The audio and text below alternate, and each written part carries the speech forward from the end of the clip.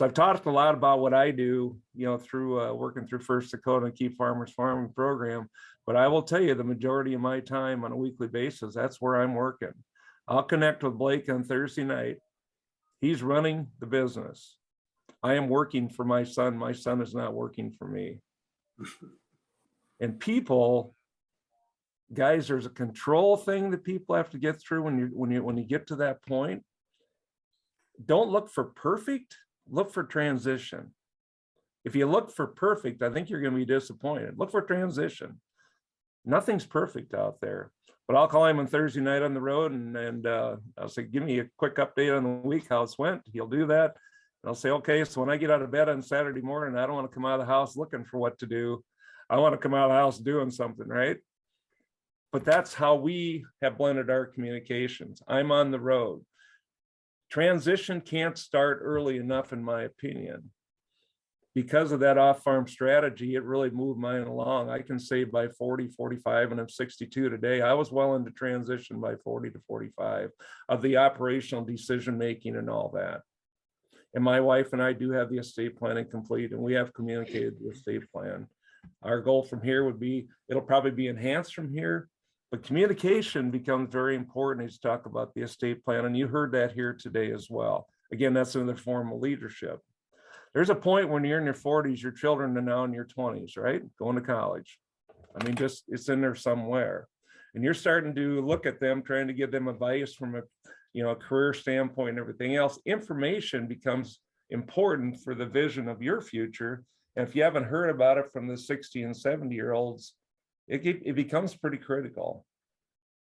And it's not easy for some people to communicate that intimate information, but I will tell you, I help a lot of them do it. And I've never seen yet where it's been a big hug fest at the end of the meeting, because people are hearing stuff they never thought they would ever hear. They don't know the difference between a will and a trust. They don't know. There's just a lot of information that we're going to put out there. Now we're going to work through it to help people understand what they just heard. But they have to digest it. It's a lot. Okay, it's a lot. So I could go on all day. I've now been in this 8 years. I've been involved in just over 200, I think it was 204 estate plans and farms and ranches. I'm not an attorney. I help get people ready. We get to the attorney. I'm with them at the attorney meetings. At the attorney meeting, I can't give legal advice, guys. I'm not an attorney. I'm there to support them. I know we've talked about. I'm really looking for confidence in the process, and ultimately we get the plans in place. But I'm a farmer and rancher, much like many. I just have this unique opportunity to work with a lot of operations on some of the most important things when they look back that they'll ever have to do. It's some of the most intimate things that they'll ever have to do with their family. And again, it's truly a privilege. I think I'll stop there and let's see if we have some questions. Okay, sounds good. Thank you, Alan. You also gave some really good points. I think again, your comment of leadership. My screen went black. Am I still there? Yes. Okay. I don't know what happened. But your key point about leadership, and I think that ties in again with, Brian's point about journey. And I think that there's, obviously, back, several generations back, farms were a little bit smaller. I mean, it was still capital intense, but things were just on a smaller scale. And now today we're just at such a bigger magnitude, even in a smaller family operation. There's just a lot of capital and things are just more intense. And I think, recognizing that leadership, because, there's different levels of leadership as well, but it still takes leadership, even at some level to transition that operation. You know what? I don't have my screen, so I can't see if there's any questions from the. Can you hear us? I can hear you. Yeah. Do you mind if I jump in and just make a quick comment on? No, I'd love it. So like Brian and I mentioned, we have worked with Alan. Has it been 4 years now, Alan? Yes, it Three or four. is. Yep. Yeah, 4 years. And I guess I'll make a comment less about, maybe less about Alan himself, but maybe the value of having someone like him in the room for these discussions, right? If you'd want to call it a counselor, you know, that's a common thread between Bob and Brian and myself is having that counselor there. And, you know, that's been a huge help for us simply from, I view it as having an unbiased third party in that room, right? That knows what they're talking about, obviously, but I think it's also it has a very disarming nature, right? When you're talking to someone sitting there with someone who knows estate planning, right?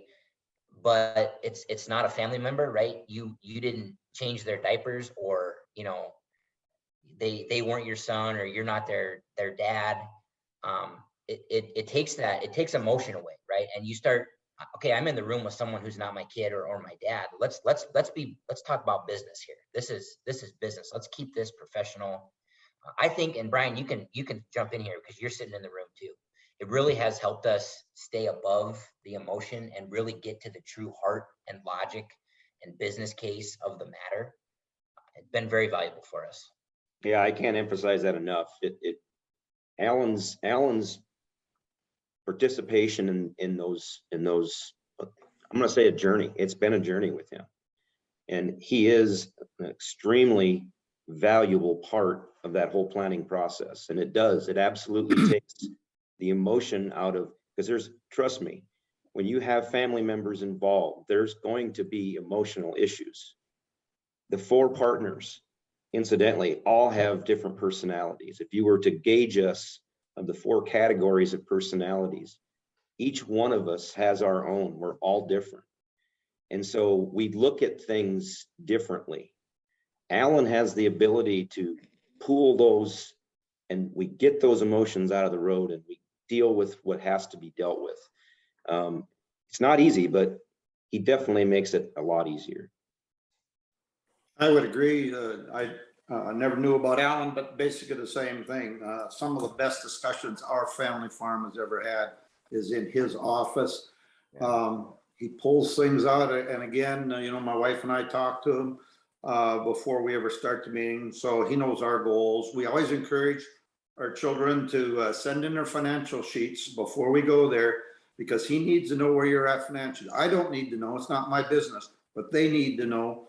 And then he'll visit with each of the husband and wives. And I think for us, it's important that the wife comes too, because she's 50% of that operation, whether she's there physically or not, emotionally and certainly financially, she is.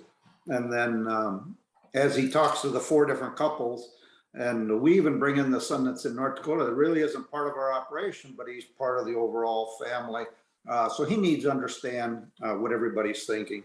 And then when we come back together after everybody has had their individual time, we'll spend 2 or 3 hours, and he will navigate us through some of the toughest things. Sometimes when you're family, you don't like to speak up, you don't want to cause a ripple. Sometimes the sons don't want to stand up to their father, and this is what we need. He's that moderator that brings that out. And that's been so critical to us. I've never walked out of that office that I didn't think that was just the best session I've sat through all year. And it was worth every penny that we paid for it. Yeah. Actually, that's the goal of a facilitator, is to create that moment, which you just described later, Bob, is that this was worth it. It was worth it. Everything was worth it, because we accomplished something that we may not have even thought about it, but we got there. You know, I can say the same word as somebody else says, but because of the hat you have on, it may be heard differently. You know, it's what it amounts to. It's a big deal. Alan, do you? I just want to add one more thing. We Okay. talk about the journey from simple to more complex, okay? There's a point as we age and get older, we're looking for simplicity again, right? We kind of want to spend a little more time with the grandkids, all that kind of stuff. So we always talk about from simple to more complex, but we don't talk about really the end of the journey is we found some simple again. That's where some of that exit planning stuff comes into that. But also the leadership part, if we delegate correctly, in other words, empower people, you heard those words, all those words, that's part of our goal, to find simpler times again, to shed some of that responsibility. Never forget about the accountability's got to move too. You can only go so simple if you're carrying a lot of the accountability of the debt. So that debt's got to be part of that whole discussion strategy as well. Ellen, I was just going to ask you on, you know, talking about the having, you know, basically a third party consultant or whatever. I mean, obviously you need to have your legal professionals, your lawyer and your accountant and, you know, that type of thing, but more of a consulting like your role. How important do you think that is in the fact that you also talked about, you know, birth, and we know our children and all of that. Okay. So you've got 1 or 2 or 3 or whatever of your children that seem to want to come back, seem to have the, you know, the expertise in whatever area, but their spouse, you don't know their spouse like you know your child. That's right.